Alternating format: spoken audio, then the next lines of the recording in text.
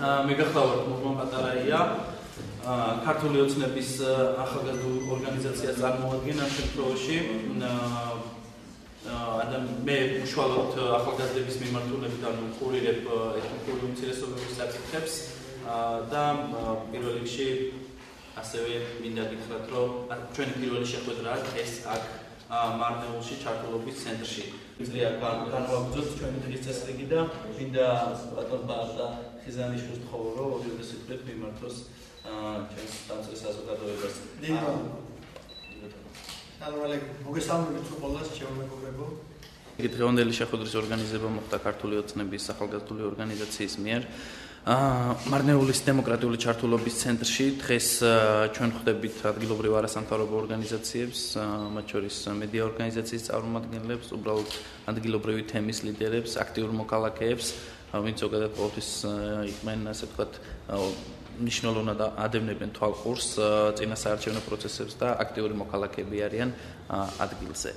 რაც შეეხება დანარჩენ მიზანს, ეს არის ასე ვთქვათ წინასაარჩევნო პროცესების ფართოდ გაშლა, იმ თვალსაზრისით, რომ თუ რა ვითარებაა ზოგადად ქვემო ქართლში მარნეულში წინასაარჩევნო პროცესებთან მიმართებაში, ჩვენ ვიცით, რომ პრაქტიკულად მთელი წინასაარჩევნო პროცესი დარღვევებით მიმდინარეობს და ეს არა მარტო ქვემო ქართლში და სამცხე-ჯავახეთის რეგიონებში ხდება იქ, სადაც ეთნიკური უმცირესობები კომპაქტურად მოსახლეობენ, არამედ ეს დარღვევები მთელი საქართველოს მასშტაბით ხდება, მაგრამ აქ ორმაგი და სამმაგი პრობლემები იკვეთება, გამომდინარე იქიდან, რომ ადგილობრივი მოსახლეობას წარმოადგენენ უმრავლესობას ეთნიკური აზერბაიჯანელები. არის ერისბარიერი, არის დაშინების ფაქტები, მცდელობები და რა თქმა უნდა უფრო მარტივი არის ზეგავლენა მოახდინო ძალისმიერმა სტრუქტურებმა, ამ შემთხვევაში ხელისუფლებამ ამ ადამიანებზე.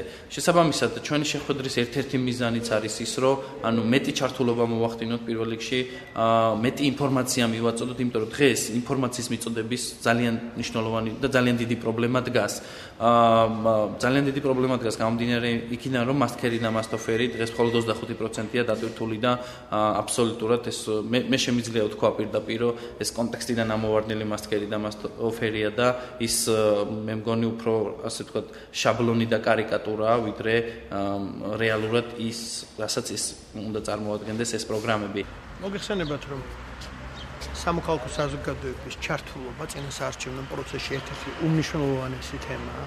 მით უმეტეს ეხლა დღეს არჩევნები ტარდება საკმაოდ რთულ ექსტრემალურ გარემოში. იშვიათად ყოფილა ესეთი შემთხვევა და ალბათ ერთ-ერთი პირველი და ერთ-ერთი საინტერესო არჩევნები იქნება თავიანთი აი ამ ექსტრემალურობის გამო და დაძაბულობის გამო. საზოგადოება, რომელიც ძალიან დაინტერესებულია აღნიშნული თემით, საერთოდ სამოქალაქო საზოგადოების გაძლიერებით. მოგეხსენებათ, რომ ეს ამოცანა იმისათვის, რომ გაჯანსაღდეს მთელი საზოგადოება, საქართველოს თვითონ ქვეყანა რომ გაჯანსაღდეს, ამისთვის უმნიშვნელოვანესი თემაა შექმნა სწორედ შიგნით მყარი სამოქალაქო საზოგადოების, რომელიც იქცევა შემდეგ მამოძრავებელ, გამაძლიერებელ